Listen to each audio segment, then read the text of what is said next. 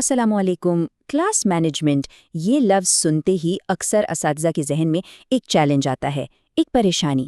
لیکن ذرا سوچئے، اگر یہ چیلنج نہ ہو بلکہ ایک آرٹ ہو تو آج ہم اسی آرٹ کو سمجھیں گے۔ ہم کلاس مینجمنٹ کے 5 ایسے سنہری اصولوں پر بات کریں گے جو کسی بھی کلاس روم کی شکل بدل سکتے ہیں۔ تو ہمارا سفر کچھ یوں ہوگا۔ سب سے پہلے ہم کنٹرول سے کنیکشن تک کا فاصلہ طے کریں گے، پھر ہم پرسکون رہنے کا فن سیکھیں گے، اس کے بعد کلاس کو دلچسپ کیسے بنایا جائے، پھر اعتماد کیسے بنایا جائے، اور آخر میں احترام کے وہ اصول جو اس ساری تصویر کو مکمل کرتے ہیں۔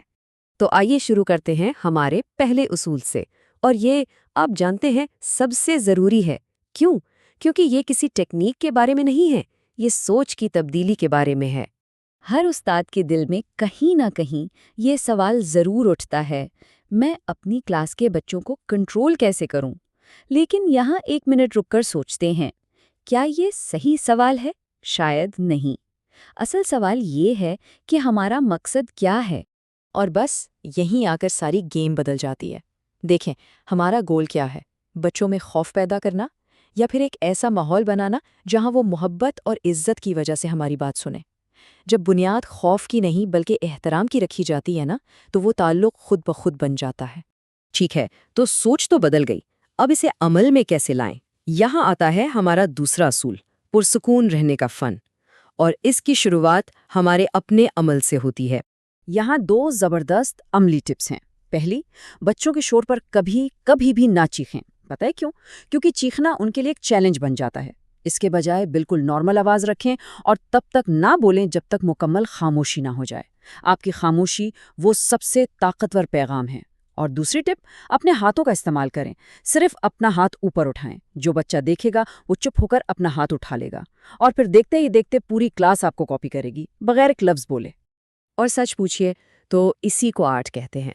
کنٹرول آواز کی بلندی میں ہے ہی نہیں، اصل کنٹرول تو خاموشی اور اشاروں میں چھپا ہے۔ چلیں اب تیسرے اصول کی طرف بڑھتے ہیں، اور یہ شاید سب سے دلچسپ ہے۔ طلبہ کے رویے کو بہتر بنانے کا سب سے اچھا طریقہ کیا ہے؟ انہیں مصروف رکھیں، کیونکہ یہ ایک بہت گہری بات ہے۔ بوریت ہی شور کی ماں ہے۔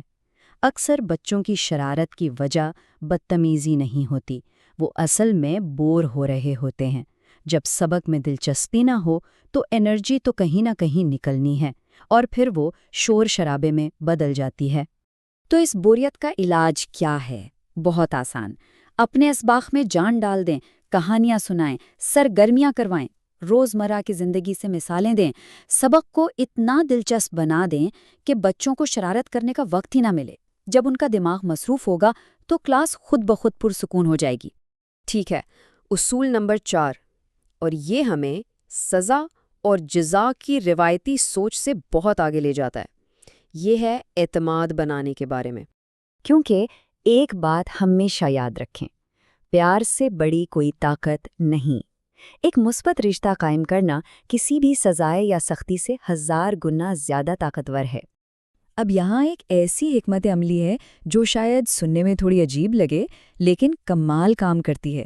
کلاس کا جو سب سے شرارتی بچہ ہے نا، اسے سزا مت دیں، اسے کوئی ذمہ داری دے دیں، اسے کلاس مانیٹر بنا دیں، کوئی اہم کام دے دیں۔ جب اس پر اعتماد دکھایا جاتا ہے تو وہ عزت محسوس کرتا ہے، اور وہ ہمارا سب سے بڑا ساتھی بن جاتا ہے۔ اور اب ہم آتے ہیں اپنی 5ویں اور آخری اصول پر۔ یہ وہ اصول ہے جو پہلے 4 اصولوں کو ایک دھاگے میں پرو دیتا ہے، اور وہ ہے احترام کے اصول۔ دیکھیں، سب سے ضروری بات یہ ہے کہ توقعات بالکل واضح ہونی چاہیے شروع سے ہی۔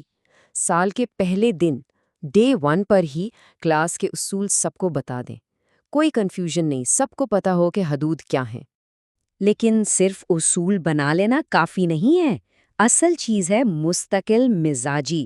جو اصول بنائے ہیں ان پر سختی سے، لیکن ہاں پیار سے قائم رہنا ہے۔ یاد رکھیں، اصول کتاب میں نہیں لکھے ہوتے، وہ عمل سے نظر آتے ہیں۔ مستقل مزاجی ہی اصل ڈسپلن ہے۔ تو ان 5 اصولوں کا نچوڑ کیا ہے؟ ساری بات کا خلاصہ کیا ہے؟